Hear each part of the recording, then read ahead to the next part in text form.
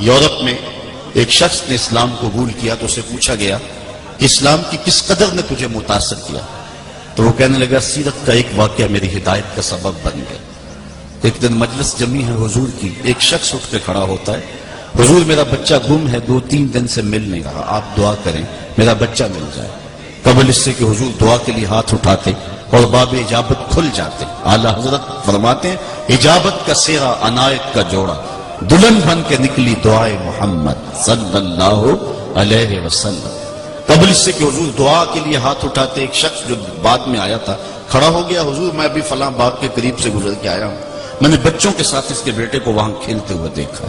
باپ نے سنا تو دوڑ لگا دی، حضور نے فرمایا اس کو واپس بلایا گیا۔ بہت جلدی ہے جی حضور، آپ جانتے ہیں ایک باپ کے جذبات کیا ہوتے ہیں۔ 3 دن سے بچھڑا ہے، آنکھیں ترس گئی، 3 دن سے اس کی ماں نے کچھ کھایا نہیں نہ کچھ پیا ہے۔ تڑپتی ہوئی ممتا کی ماری ہوئی ماں کو بھی قرار دینا چاہتا ہوں، خود بھی تسکین پانا چاہتا ہوں۔ فرمایا ضرور جاؤ، تمہارے جذبات سے آگاہ ہوں، لیکن تمہارے بلانے کا بھی ایک مقصد تھا۔ جی حضور ارشاد کیجئے۔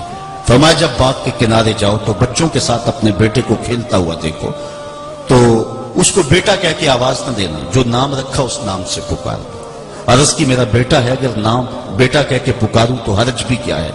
فرمایا تم 3 دن سے بچھڑے ہو، تمہارے لہجے میں بلا کا شہد ہوگا اور تم نہیں جانتے، ہو سکتا ہے کھیلنے والوں میں کوئی یتیم بھی کھیل رہا ہو، اور جب تم اپنے بیٹے کو بیٹا کہہ کے پکارو گے تو اس کا دل تڑپ جائے گا، کلیجہ چھلنی ہو جائے گا، آج میرا باپ ہوتا تو مجھے بھی بیٹا کہہ کے پکار۔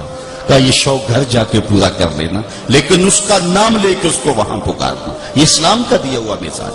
بیوہ کے سامنے اپنی بیوی سے پیار نہ کرو، غریب کے سامنے اپنی دولت کی نمائش نہ کرو، بلکہ میرے حضور نے یہاں تک فرمایا اپنے گوشت کی خوشبو سے غریب ہمسائے کو تکلیف نہ دو، یا تو تھوڑا سا پانی زیادہ ڈال لو اور شوربے کی پیالی ہمسایوں کے گھر بھیج دو، اور اگر یہ نہیں کر سکتے تو ایسے زاویے میں ایسے وقت میں کھانا پکاؤ جب غریب کے بچے سو چکے ہیں۔